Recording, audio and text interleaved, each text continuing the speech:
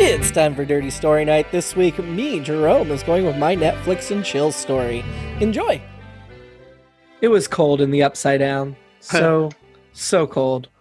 Barb had been here for 2 years, and she had yet to warm up. And there was nothing to do, which was probably why she was so frequently horny as hell, including right now. Honey, I'm home, said the Demogorgon, entering their shadowy cavern. It's about time, said Barb. Hey, one of us has to work, said the Demogorgon. It could be me if we were still on the right side up, said Barb.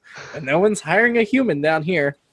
Oh, complain, said the Demogorgon. I should have kidnapped someone else. Is this about Nancy? Asked Barb, immediately jealous. No.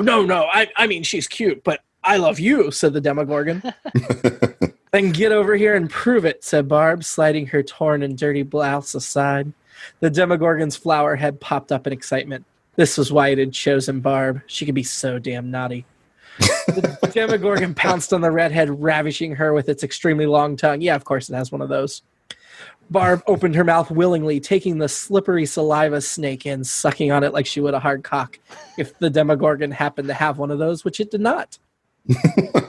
After a few minutes of tongue wrestling, literally, Barb flipped the Demogorgon on its back and crawled up on its face. Get it in my ass, she moaned, positioning her puckered lips over its gaping maw. The Demogorgon obeyed. In order to properly position this facing excursion, it swallowed her up to the waist, her legs buried in its flower-like face, while its lingus searched for bits of corn within her colon. Barb had a bit of a foot thing, so this was super pleasurable for her. And the Demogorgon did not have any taste buds, so, didn't bother it. In moments, Barb was writhing violently. Her juices flowing into the Demogorgon, which swallowed them greedily. She came hard without even touching her vagina itself, wiggling back and forth until she collapsed spent, and the Demogorgon gently spit her out onto the soft bed of moss. After a couple minutes of recovery, it was the Demogorgon's turn. Barb started by rubbing the petals of its wide-open mouth. The Demogorgon shuddered, and its lower flower popped out. Just like its mouth, but situated down between its legs and quite a bit smaller, the Demogorgon vagina dripped a smelly ooze that tasted a lot better than it smelled. Seeing the Demogorgon was ready for her, Barb lowered her mouth and blew gently across the opening. It responded gratefully, unfurling the rest of the way to reveal a pink hole with small, blunt spikes.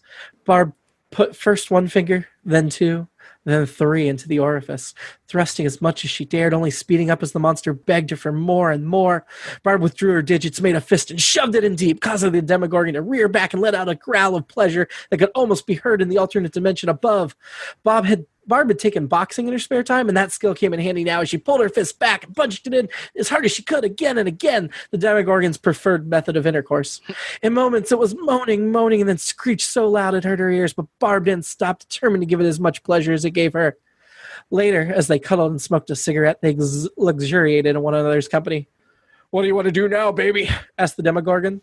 Oh, let's just turn on some Netflix, said Barb. Want to watch Stranger Things? Nah, that one doesn't make any sense. Turn on BoJack Horseman, it said.